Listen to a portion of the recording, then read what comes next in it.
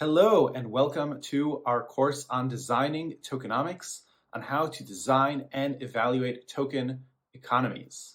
Tokens and tokenization is the big unlock, the big innovation that Web3 brings to the table. It's the ability to connect between digital and financial data and connect those to human and participant incentives between different participants in a protocol or in a product in a way that Web2 hasn't been able to achieve. It's the Bitcoin token that incentivizes everyone in the Bitcoin network to prioritize and build a longest chain of a distributed ledger. It's the Ethereum token that promotes the decentralization and usage of the world's distributed computer and value layer of the internet. And that's the promise that every other token brings to the table as well, connecting that digital data with the financial data and aligning those incentives around the usage of a protocol. That is the innovation that's gotten you interested in the space, and that is why you are here learning about tokenomics. Now, doing this properly requires designing tokenomics in the right way. If you do that well, you can increase the value of your product. If you do it wrongly, well, you are misaligning the incentives of all of your users and participants in your network, and that will cause things to unravel. So, who is this course for? I built this course from first principles designed for beginners, intermediates, builders, and investors.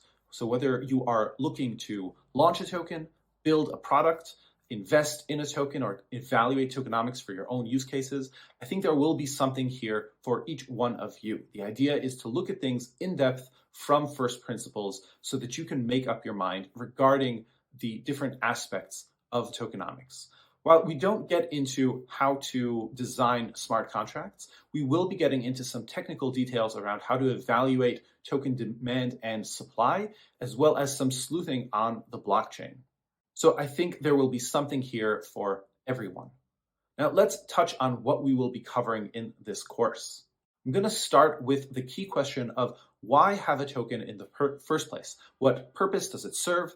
What kind of products and protocols are best used with a token, and in what cases tokens don't make sense. I'll give this section its due because I think this is the key question that builders and investors in Web3 have to be asking themselves. Why have a token? What purpose does it serve? And does this project, this product, is it relevant for a token? After our unit on why token, we will be diving into the supply and demand characteristics of tokenomics. From supply, you have the initial distribution, insiders, vesting, staking, all kinds of different factors. From the demand side, you'll have utility, memes, ROI, all kinds of different reasons for participants to be holding your token. And we'll be going over all of those one by one in depth so that you can figure out what makes up the supply and demand dynamic for a token. Now, after understanding the supply and demand, we'll go into a few misconceptions on how people distribute tokens today, which lead to many tokens prices dropping by 95 to 99%. Now, that sure has to do a lot with the macro, but it also has a lot to do with the tokenomics. Throughout this course, I will be using case studies and examples to kind of bring the material to life, and we'll also be going through some of those in a more dedicated fashion later on. If you do want to go deeper, there is plenty of more to cover, and you can find more resources, more material on my website, designingtokenomics.com. And I really hope that this course will help you in your journey as a token economist or a builder or an investor. It's the course that I wish had been propagated more over the current cycles and had been out there for me when I started getting interested in this space. So let's go.